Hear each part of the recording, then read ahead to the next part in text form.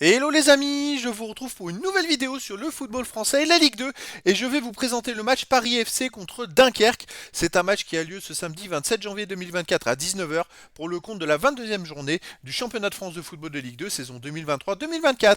Alors le Paris FC c'est le 9e du classement qui reçoit Dunkerque, le 19e. Donc dans cette vidéo je vais revenir sur le classement de la Ligue 2 avec les stats de ces deux équipes. On verra ensuite le classement des meilleurs buteurs et passeurs de Ligue 2 avec les meilleurs buteurs et passeurs pour ces deux équipes. Puis on enchaînera par tous les résultats de tous les matchs joués, toutes compétitions confondues depuis le début de la saison et les stats pour ces deux équipes. Et on terminera par les compos d'équipes et tactiques éventuelles, ce qui nous permettra d'avoir une idée, une tendance à ce match. Pour ceux qui souhaitent voir ce match à la télé, sachez que vous pouvez le voir sur Prime Vidéo. Alors au classement, on a donc le Paris FC qui est 9ème de Ligue 2 avec 31 points en 21 matchs, 9 victoires, 4 nuls, 8 défaites, 26 buts pour 24 contre, plus de différence de but. Alors ils sont dans un énorme peloton où il y a de la 5e à la 12e place, 2 points d'écart. Ils sont au milieu de ça, donc ça peut aller très très vite avec des victoires. Ils peuvent aller vers le haut ou des défaites aller vers le bas.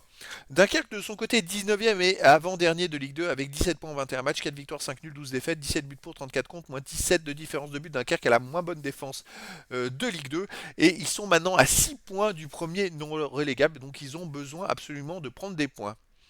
Au niveau des buteurs, pour le Paris FC, on a Hamel avec 8 buts, Gori 5 buts, Kebal 4 buts, Lukembila et Diaby Fadiga 3 buts. Et pour Dunkerque, les meilleurs buteurs sont Grib, Gandouillet, Aurélien, Boissier, Bardelli avec 2 buts. Après, il y a d'autres joueurs, un but pour les deux équipes. Pour les passeurs décisifs, pour le Paris FC, on a Gori avec 6, Kebal 5. Pour Dunkerque, on a Grib avec 3, Bardelli 2. Et après, il y a d'autres joueurs à 2 passes et une passe pour les deux équipes.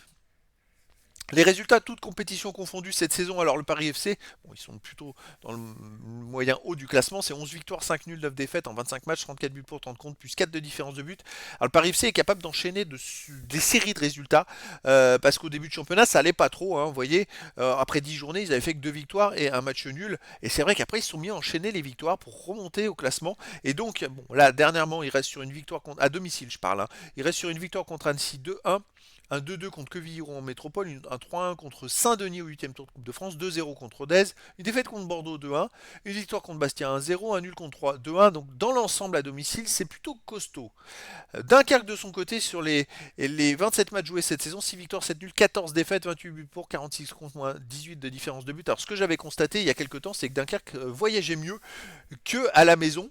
Alors on va regarder les matchs à l'extérieur, sauf peut-être les derniers matchs. Alors au Puy, ils ont perdu en Coupe de France en 16e de finale 2 buts 1, le Puy National 2. Ils ont fait 2-2 à Grenoble, ils ont gagné 3-2 à Saint-Omer, ils ont perdu 1-0 à Caen, ils ont fait un partout à Sainte-Anne, ils ont fait un partout à Pau.